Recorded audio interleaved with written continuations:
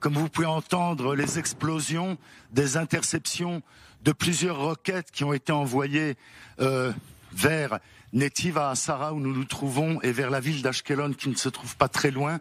En effet, donc, il y a des alertes, il est 8 heures passées et il semblerait que ce cessez-le-feu pour le moment n'ait pas encore été déterminé, engagé par le djihad islamique. Je vais vous montrer un petit peu ce qui se passe autour.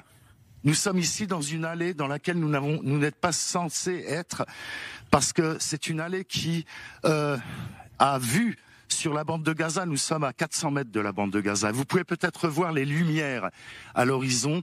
Ces lumières, c'est le peu d'électricité que l'on voit dans la bande de Gaza à l'heure actuelle parce que l'approvisionnement en fuel a été interrompu depuis vendredi.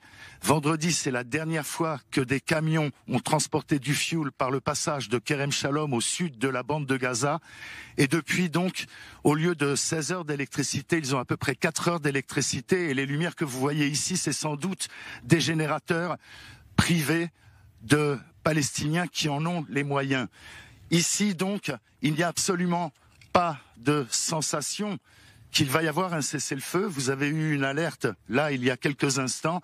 Et depuis que nous sommes ici à 5 heures de l'après-midi, c'est-à-dire il y a à peu près 3 heures, nous avons subi déjà environ 7 à 8 alertes, parfois des salves de roquettes, parfois une seule roquette.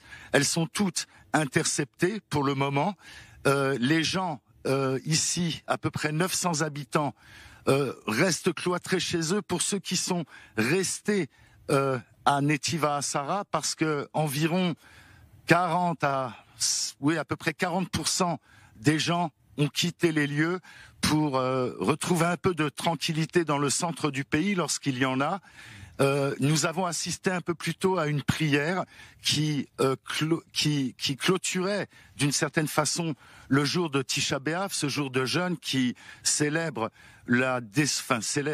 marque la destruction du premier et du second temple juif il y a 2500 et 2000 ans. Et les gens évidemment priaient aussi, sans doute, au fond de leur cœur, pour un cessez-le-feu. Cela n'a pas eu lieu parce que, en pleine prière, nous avons aussi été interrompus et nous avons dû interrompre cette prière pour nous rendre dans un abri, dans l'abri de la synagogue, une petite pièce exiguë mais qui est renforcée, un peu comme celle-ci. Et donc, c'est la réalité quotidienne depuis ces 3 derniers jours à Netiv HaAsara, un village qui touche vraiment la bande de Gaza.